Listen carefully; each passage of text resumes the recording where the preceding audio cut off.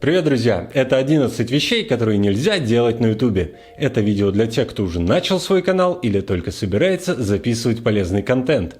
Первое. Нельзя снимать контент, не определив, о чем будет твой канал.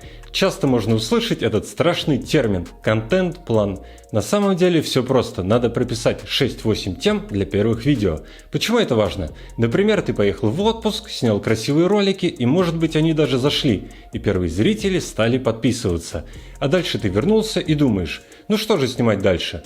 Начинаешь снимать что-то полезное про свой бизнес или хобби, а подписчикам, которым был интересен отдых за рубежом, эти темы уже не интересны. YouTube видит, что длительность просмотра падает, подписчики смотрят мало и перестает продвигать твой канал. Такие резкие смены темы очень плохо влияют на продвижение новых видео. Это как раз моя ситуация. Я много снимал про путешествия и только недавно перешел на четкий фактурный контент. Я надеюсь, вы меня поддержите. Подпишитесь и поставите лайк этому видео. Второе. Надо записывать фактурный контент. Новые каналы продвигаются за счет поиска, а крупные за счет попадания в рекомендованные. Соответственно, весь твой контент должен отвечать на поисковые запросы зрителей. Об этом, кстати, рассказывает Марина Могилка на своих курсах по блогингу. Оба курса мне очень понравились, и внизу будет на них ссылка. Как я делал раньше. Я приезжаю в красивое место, и мне хочется все заснять. Все эти проходочки со стабилизатором, детали крупным планом, таймлэпсы сделать. И за редким исключением зрителю это не интересно. Зритель приходит в твое видео за ответом на свой вопрос. Все эти красивые кадры можно и нужно накладывать на свой закадровый текст. Видео должно быть полезным. Конечно, есть популярные каналы с влогами, но чтобы твоя жизнь стала интересна зрителям, надо начать с пользы. Как я уже говорил раньше, для нового канала важно ответить на вопрос. Из этого следует, что надо проанализировать свою тему и понять, что конкретно ищут люди. Для этого отлично подойдет плагин VidIQ. Он показывает объем поиска и конкуренцию по ключевым словам. Надо найти такие аномалии, когда конкуренция по тегу низкая, объем поиска большой. Например, «Отдыхаю в Дубаях». Очень логично подписать свое видео именно этим тегом, если ты в Дубае. Но никто по этим словам не ищет, а конкуренция максимальная. Это плохой тег. А вот «Жизнь на море» наоборот, очень хороший. Низкая конкуренция и большой объем поиска. Сейчас многим может показаться, что это очень сложно, что канал они заводят для себя, как хобби, а тут какой-то напряг. К сожалению, без анализа тегов ничего не получится. Четвертое. Не надо лить воду, особенно в начале видео. Долгие приветствия, длинная заставка канала – это никому не нужно. В первые несколько секунд зритель решает, смотреть ли ему дальше. И большинство зрителей отваливается именно в этот момент. Надо начать с самого важного и интересного – заинтриговать, зацепить зрителя. А чтобы это правильно сделать, не надо рассчитывать на экспромт. Пиши сценарий. Перед каждым видео я обязательно пишу скрипт, то есть сценарий. Профессионалы могут тезисно написать и рассказать все от себя, иногда поглядывая в этот список. Но если ты только начал свой канал, я считаю, прописывать текст надо полностью. Если не хочешь заучивать текст, поможет телесуфлер. Его можно сделать самому из стекла, коробки и телефона, но лучше использовать готовый, чтобы вся эта конструкция внезапно не развалилась.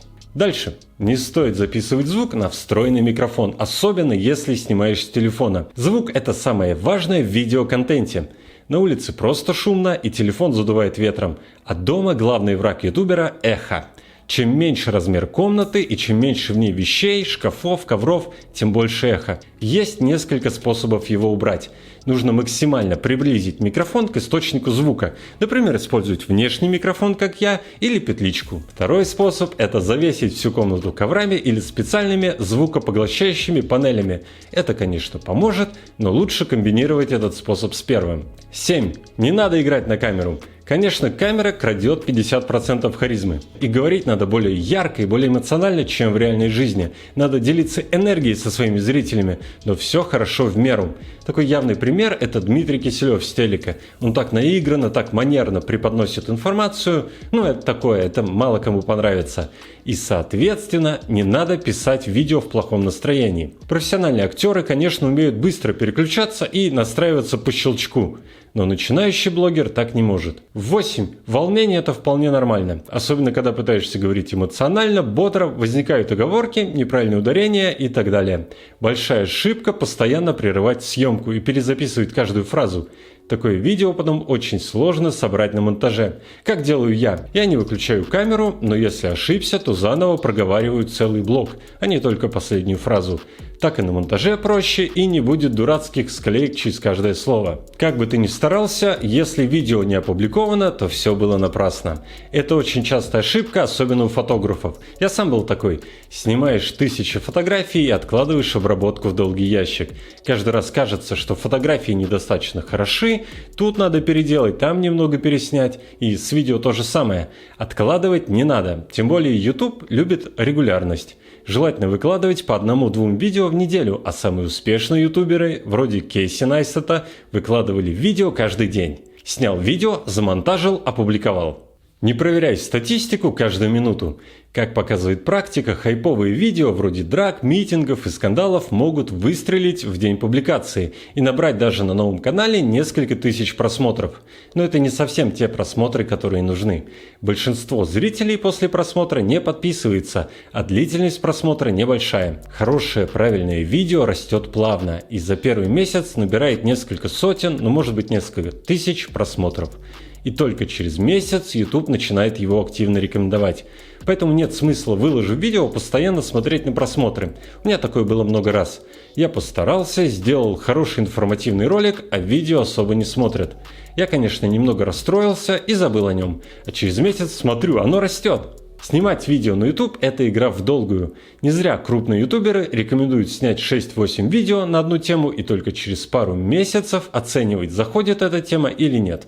Не бойся дизлайков и хейтеров.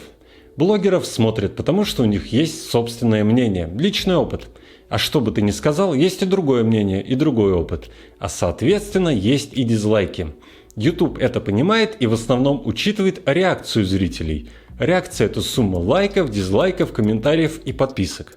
Поэтому каждый ютубер вынужден напоминать: ребята, ставьте лайк, пишите комментарии, подписывайтесь, чтобы это видео посмотрело максимальное количество человек. Дизлайк тоже подойдет, но это не очень приятно, но расстраиваться не надо. Следующая ошибка – это закрыть комментарии под видео. Как я уже говорил, YouTube обращает внимание на их количество. Я рекомендую тереть только маты и совсем уж сектантов. Я имею в виду комменты вроде «не поставишь лайк этому сообщению, у тебя умрет мать». Вот это вот полный капец. Все остальное – обсуждение, дискуссии, критика – это очень хорошо для развития канала. Когда я готовился к этой теме, я еще такой совет встретил. Не надо говорить «на этом все». На этом сегодня все. Так как после этой фразы зрители сразу переходят на следующее видео. Да, это так. В статистике удержания аудитории сразу происходит провал. Но обычно это говорят в финале, когда уже появились конечные заставки. Поэтому ничего страшного в этом нет. Спасибо, что вы досмотрели этот ролик до конца, и мы с вами увидимся совсем скоро в новом видео. Пока!